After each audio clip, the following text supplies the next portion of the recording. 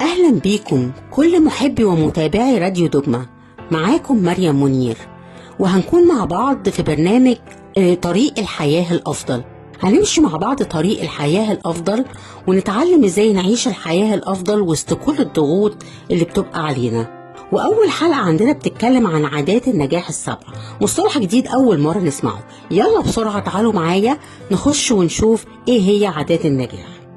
أول حاجة لازم نعرف إن الكتاب المقدس نفسه اتكلم عن النجاح وقال: أيها الحبيب، في كل شيء أروم أن تكون ناجحا وصحيحا كما أن نفسك ناجحة. ودي موجودة في يوحنا 2 الإصحاح الأول آية 2. يعني ربنا دايما بيطلب مننا النجاح، سواء النجاح ده في حاجات مادية أو معنوية. طيب يعني إيه نجاح؟ النجاح هو إني أوصل وأحقق هدف معين في وقت محدد بطريقة مشروعة.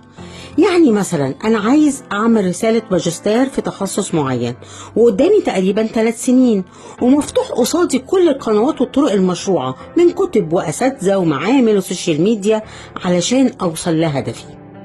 طيب السؤال التاني بيقول: هل النجاح ليه عمر محدد؟ لا أبدا. شفنا أطفال كتير حققوا نجاحات في السباحة واليوسيماس وفي مجالات كتير، وكمان شفنا ناس عدت 60 وحققوا نجاحات كتير، زي كلونيل ألكسندر صاحب مطاعم KFC، وزي أوبرا وينفري. حاليا بنسمع مصطلح جديد على أسمعنا اسمه عادات النجاح السبعة. يعني إيه المصطلح ده؟ عادات النجاح ده كتاب كتبه الكاتب ستيفن كوفي، وقال إن في عادات النجاح وهم 7 ومبنيين فوق بعض. وبتحقيق عادات النجاح ال7 انت مش بس بتنجح في هدفك، لا، وبتستمر في النجاح، وكمان بتفتح لنفسك أبواب نجاح جديدة. طب ايه هي عادات النجاح ال7 دي اللي مبنية فوق بعضيها؟ أول حاجة: كن مبادرا. يعني ابدأ انت الأول، ما تستناش ان اللي قدامك ينفذ وانت تقلده. خليك دايما out of box، انت بتفكر برا الصندوق. تاني حاجة: ابدأ والنهاية في ذهنك. يعني أبدأ الطريق وأنا شايف نهايته أو الهدف اللي عايز أوصله. عايز أمشي الطريق ده عشان أحقق ماجستير، أو أكسب فضيلة، أو أبني بيت، أو أحوش فلوس، أو علشان.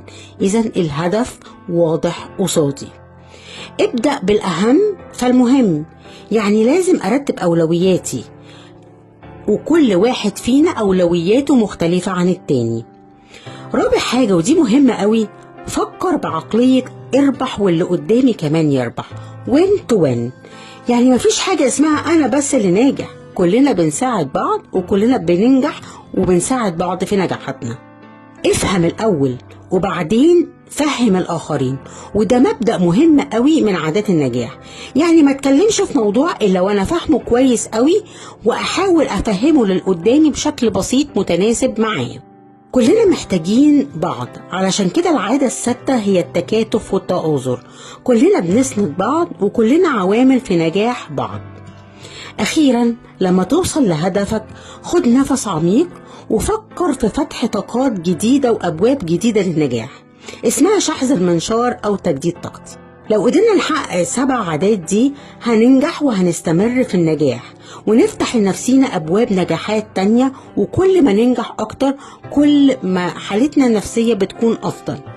لو بصينا للكتاب المقدس هنلاقي فيه أمثلة كتيرة قوي لأشخاص ناجحة، زي موسى، داوود، بولس، يوحنا المعمدان، استير، ويوسف، وشخصيات كتير كتير كتير في الكتاب المقدس.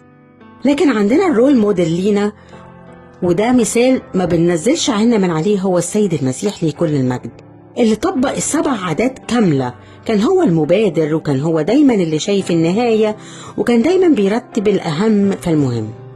أخيرا تعالوا نصلي مع بعض الصلوة دي اللي بتطلب من ربنا أن يكتب لنا النجاح. يا سيد، لتكن أذنك مصغية إلى صلاة عبدك وصلاة عبيدك الذين يريدون مخافة اسمك. اعطي النجاح اليوم لعبدك وامنحه رحمة أمام هذا الرجل. دمتم كلكم ناجحين ومميزين. ما تنسوش ان الكتاب المقدس قال ان إله السماء يعطينا النجاح ونحن عبيده نقوم ونبني. كنتم مع مريم منير، وخطوة أولى في طريق الحياة الأفضل على راديو دوجما. أشوفكم على خير الحلقة الجاية. باي باي. على الراديو، راديو دوجما 3.10.